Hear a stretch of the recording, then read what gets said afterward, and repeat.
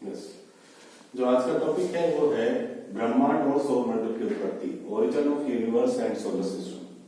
तो बच्चों, ये जो टॉपिक है ये बहुत ही महत्वपूर्ण टॉपिक है, क्योंकि ये IAS, PCS, SSC, MA, BA, क्योंकि न्यू एजुकेशन पॉलिसी के अनुसार से अब जो नया एक टॉपिक ऐड किया है ओरिजिन ऑफ यूनिवर्स, वो टॉपिक एंड नेट जेआरएफ, इन सभी एग्जाम में बहुत क्वेश्चन इससे पूछे जाते हैं। निश्चित रूप से एक या दो क्वेश्चन तो जरूर पूछा जाता है।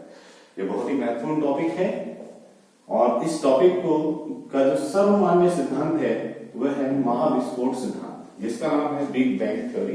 इंग्लिश में इसको बिग बैंग थ्योरी कहते हैं। इसकी जो मतलब बिग बैंग थ्योरी जो दिया था वो जॉर्ज लीमेत्रे बेल्जियम के उन्होंने दिया था। मैं आपको बता दूं, इस बिग बैंग थ्योरी को समझने से पहले कुछ ऐसी थ्योरीज हैं जिनको समझना बहुत जरूरी होता है। सबसे पहले जो एक साइंटिफिक या फिर वैज्ञानिक तर्कों के आधार पर एक थ्योरी दी गई थी या हाइपोथेसिस दी गई थी, तो इससे रिलेटिव क्वेश्चन कई बार पूछा गया है। वो क्वेश्चन क्या था? वो क्वेश्चन था कि सर्वप्रथम तर्कों के आधार पर वैज्ञानिक सिद्धांत किसने प्रस्तुत किया था यूनिवर्स को, ओरिजिन ऑफ यूनिवर्स। तो ये था, इसका आंसर था कास्टे द बफन। और कई बार ये पूछा गया कास्टे द बफन कहाँ के हैं, तो फ्रांस के हैं।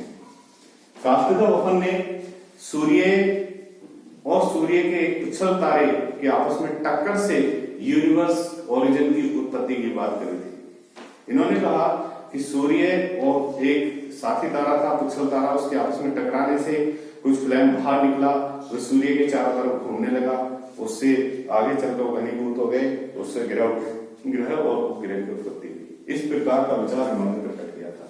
इसके बाद जो सेकेंड विचार था ओरिजिन ऑफ यूनिवर्स से रिलेटेड, वो था वक्र राशि परिकल्पना, gaseous hypothesis of Immanuel Kant. तो कांट की वक्र राशि परिकल्पना, इन्होंने बताया कि जो पहले यूनिवर्स के अंदर आग्य पदार्थ, जिसे इन्होंने प्रिमोर्डियल मैटर भी बोला है, इस आग्य पदार्थ ये ब्रह्मांड में छिटका पड़ा था, यानी कि अपार मात्रा में आग्य पदार्थ मौजूद था। इनकी जो थ्योरी थी वो न्यूटन की गुरुत्वाकर्षण नियम पर आधारित थी। उन्होंने कहा इस आग्य पदार्थ में ग्रेविटेशन फोर्स के कारण केंद्र की तरफ आपस में टकराव शुरू हो गया और धीरे धीरे आग्य पदार्थ एक जगह इकट्ठा होना शुरू हो गया। जब धीरे धीरे आग्य पदार्थ एक जगह इकट्ठा शुरू हो गया और वहां पर कुछ समय बाद अपकेंद्रीय बल के कारण उसके बाहर से बहुत सारे छल्ले बाहर निकल गए। ये छल्ले जब बाहर निकले, ये क्रम से 9 छल्ले निकले और 9 छल्ले 9 ग्रहों में बाद में घनीभूत होकर 9 ग्रह बने। इस प्रकार उनके जो अवशेष बचा वो उसके उपग्रह बने। इस प्रकार इन्होंने सौरमंडल की उत्पत्ति से संबंधित वक्र राशि परिकल्पना, गैसियस हाइपोथेसिस, ठीक है, प्रस्तुत की थी। और उन्होंने कहा कि ये जो आग्य पदार्थ था, ये जो धीरे धीरे जब इनमें टकराव शुरू हुआ तो यहाँ पर टेम्परेचर बढ़ना शुरू हो गया था। और टेम्परेचर जब बढ़ा तो एक गर्म पदार्थ के रूप में, वक्र राशि के रूप में सामने प्रकट हुआ और बाद में यह निहारिका बना और निहारिका से कुछ छल्ले बाहर निकले थे, 9 छल्ले बाहर निकले और इन 9 से 9 ग्रह बने। इस प्रकार की परिकल्पना इन्होंने प्रस्तुत की थी इमैनुएल कांट। इन्होंने एक बात और बोली थी जो कई बार क्वेश्चन पूछा गया है कि तुम मुझे आग पदार्थ दो, मैं तुम्हें विश्व बना के दिखाऊंगा, यानी कि मैं तुम्हें यूनिवर्स बना के दिखाऊंगा।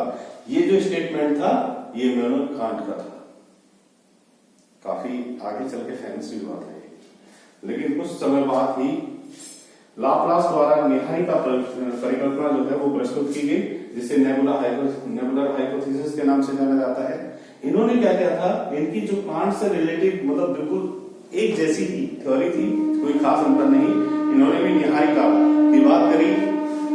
मेन चीज था expansion of the world system, यानी कि जो हमारा वर्ल्ड सिस्टम है वो लगातार फैलता जा रहा है। तो इन्होंने इस आधार पर इन्होंने बताया कि जो वर्ल्ड है मतलब विश्व जो है, यूनिवर्स, वो लगातार फैलता जा रहा है। तो इसलिए इसकी जो उत्पत्ति है, पूरे यूनिवर्स की उत्पत्ति जो है वो नेबुला के रूप में हुई थी। शुरुआत में जो आग्य पदार्थ था वो पहले धीरे धीरे मतलब जो था एक साथ इकट्ठा था, धीरे धीरे उसमें क्या हुआ कि एक्सपेंशन हुआ। पहले डार्क मैटर जो था वो इकट्ठा हुआ एक जगह पे था और उसमें से धीरे धीरे गैसियस या वल्गरासी जिसे कहते हैं कि वलय या रिंग्स एक्सपेंशन हुआ, बाहर निकला और इसी तरीके से इसमें से 9 क्रम से छल्ले निकले और वो छल्ले बाद में जो है ग्रह बने और ये ग्रह ही जो थे इनका कुछ अवशेष जो एक्सपेंशन हुआ उसी से ही उपग्रह बने। इस तरीके से इनका एक्सपेंशन पर आधारित जो निहारिका परिकल्पना थी यानी कि नेबुला हाइपोथेसिस, कोई खास अंतर नहीं, इमैनुअल कांट और निहारिका परिकल्पना दोनों एक जैसी हैं। चैम्बरलेन की मोल्टन या ग्राह्य परिकल्पना महत्वपूर्ण है। इन्होंने कहा कि जो सूर्य की उत्पत्ति हुई है वो सौर ज्वर के कारण हुई है। सौर ज्वर क्या है?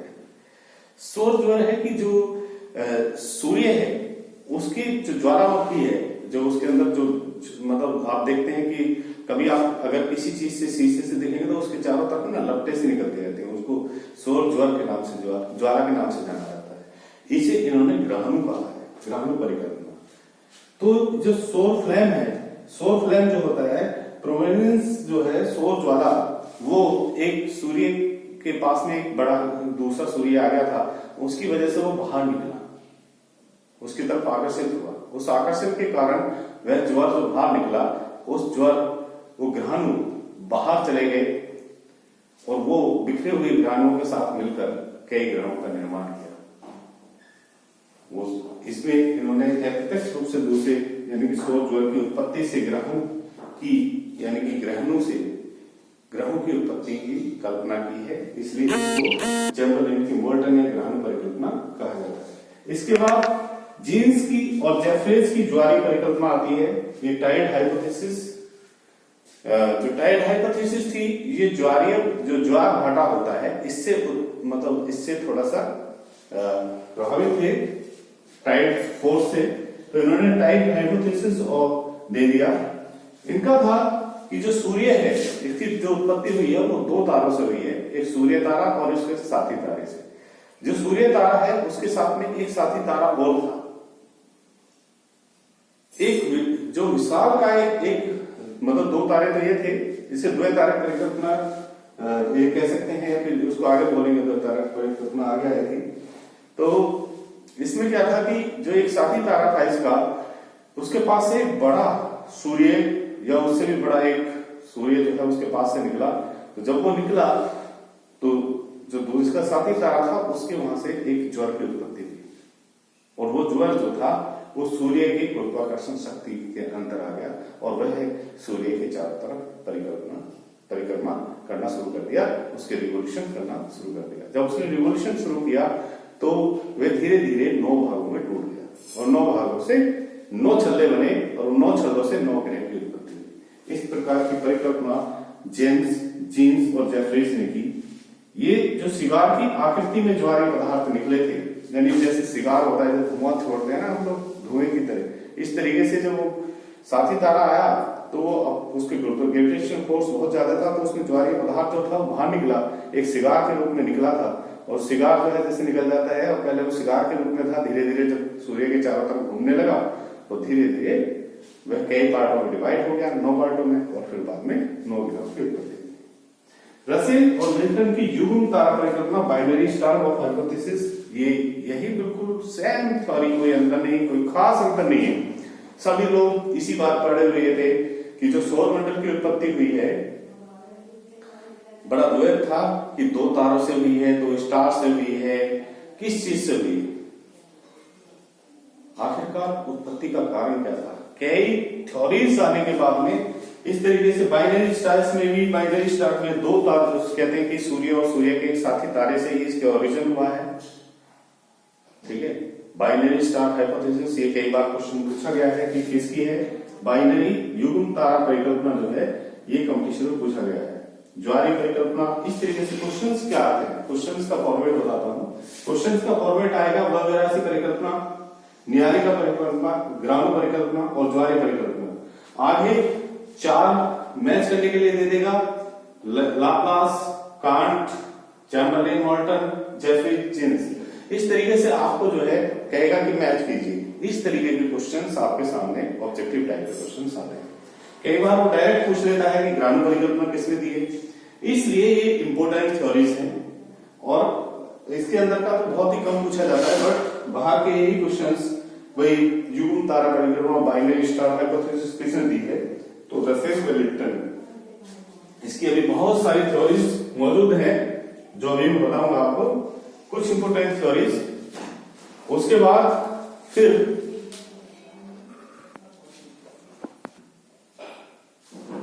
ठीक है, अगली जो थ्योरी है वो है रासगुल की विखंडन परिकल्पना।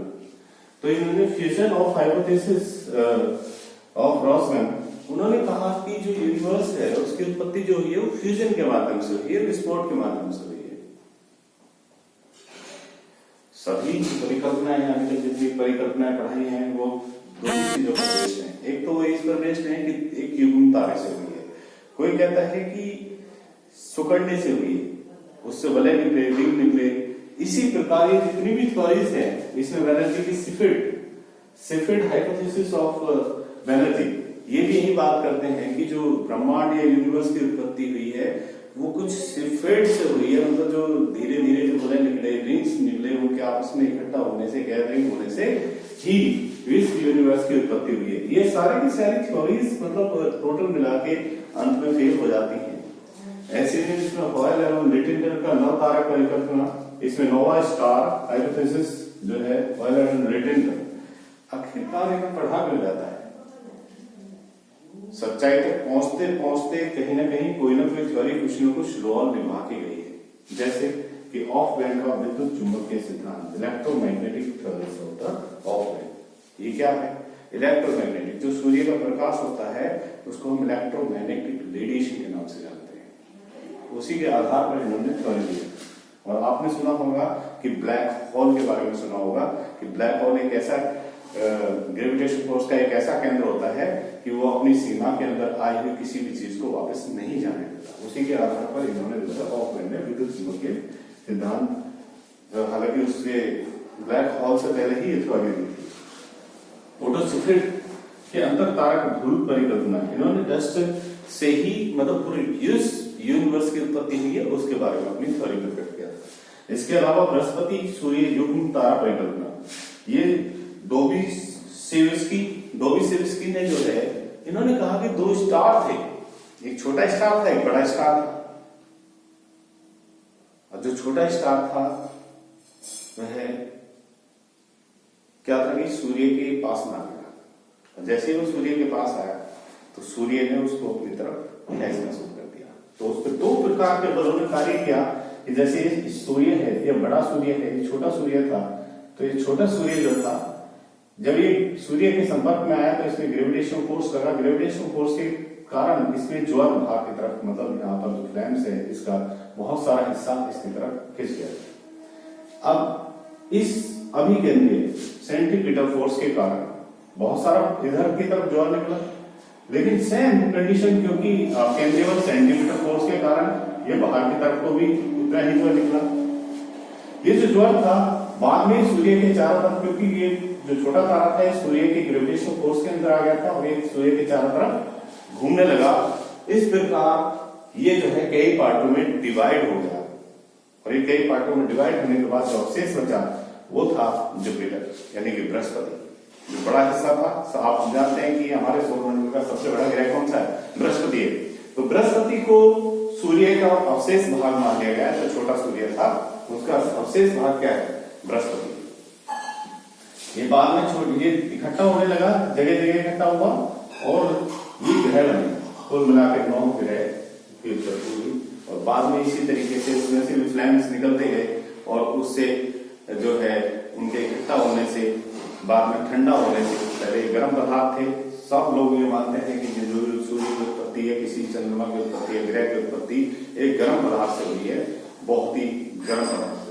तो उस पदार्थ से बाद में ठंडा होने से ही ग्रह और उपग्रह की उत्पत्ति। इस प्रकार ये जो बृहस्पति है सूर्य की युग्म तारा परिकल्पना, ये काफी लोग बात मानते भी हैं कि ये ज्यादा कारगर है, लेकिन उससे भी ज्यादा कारगर थी जिसका नाम मैं पहले बता चुका हूं कि जो सर्वमान्य सिद्धांत है वो है महाविस्फोटक सिद्धांत, जिसका नाम है बिग बैंग थ्योरी।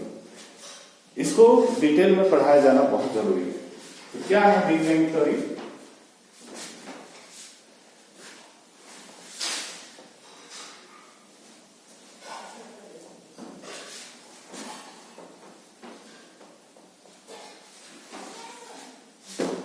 देखिए जो बिग बैंग थ्योरी है,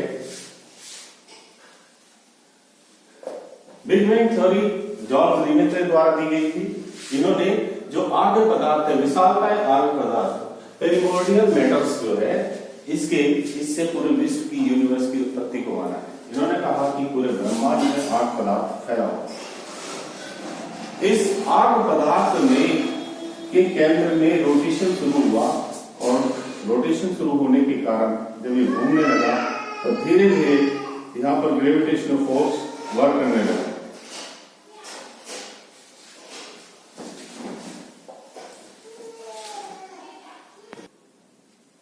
जो ये आर्य पदार्थ है, इस आर्य पदार्थ के केंद्र पे इकट्ठा होने से दबाव बढ़ा।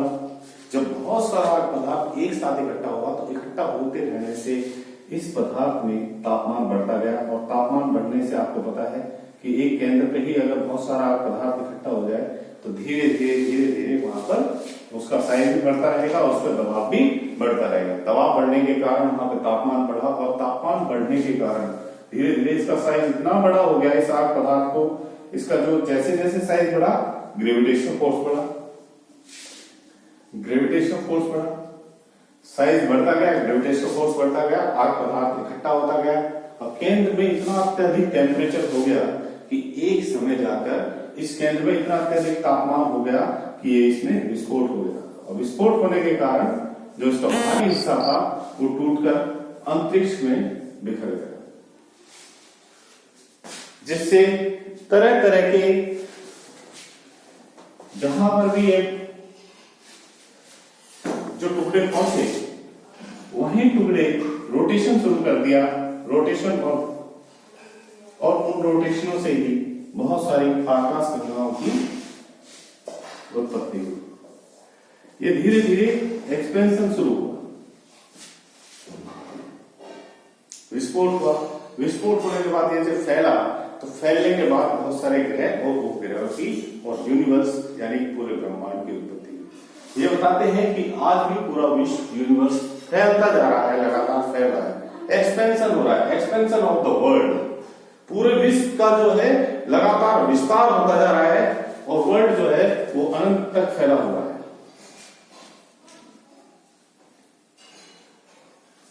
मेन चीज यही जो विशालकाय पदार्थ है, सॉरी आर्य पदार्थ जो है जिसे हम पेरिमोर्डियल मैटर के नाम से जानते हैं, इसको आगे चल के हिग्स बोसोन ने जो है हिग्स बोसोन बनता है। इसको गॉड पार्टिकल्स के नाम से जानते थे पहले लोग बाग, इसका नाम था गॉड पार्टिकल। ये गॉड पार्टिकल क्या था? यही आर्य पदार्थ को गॉड पार्टिकल कहा गया और गॉड पार्टिकल की खोज की थी बोसोन ने, सत्येंद्रनाथ बोस ने, और इसको प्रूव किया था पीटर हिग्स ने। इसलिए क्योंकि इन दोनों के सहयोग से इस गॉड पार्टिकल या जो आर्य पदार्थ है इसी को प्रूव किया गया और सिद्ध किया गया कि एक ऐसा पदार्थ मौजूद है जो जैसे आप अभी अगर रूम के अंदर हैं तो आप छोटी सी अगर लाइट आ रही होगी तो उसमें बहुत सारे डस्ट पार्टिकल्स मौजूद होते हैं, लेकिन वो डस्ट पार्टिकल्स आपको दिखाई नहीं देते। और वो डस्ट पार्टिकल्स देखो, छोटा सा आपको डस्ट पार्टिकल्स नहीं देख पाते तो हिग्स बोसोन को तो आप देख ही नहीं पाओगे, क्योंकि वो तो इतना महीन पार्टिकल्स है, वही आर्य पदार्थ है, वही पेरिमोर्डियल मैटर है, उसी से ही इस पूरे विश्व और पूरे यूनिवर्स की उत्पत्ति हुई है। इस विशालकाय आर्य पदार्थ के इकट्ठा होने से एक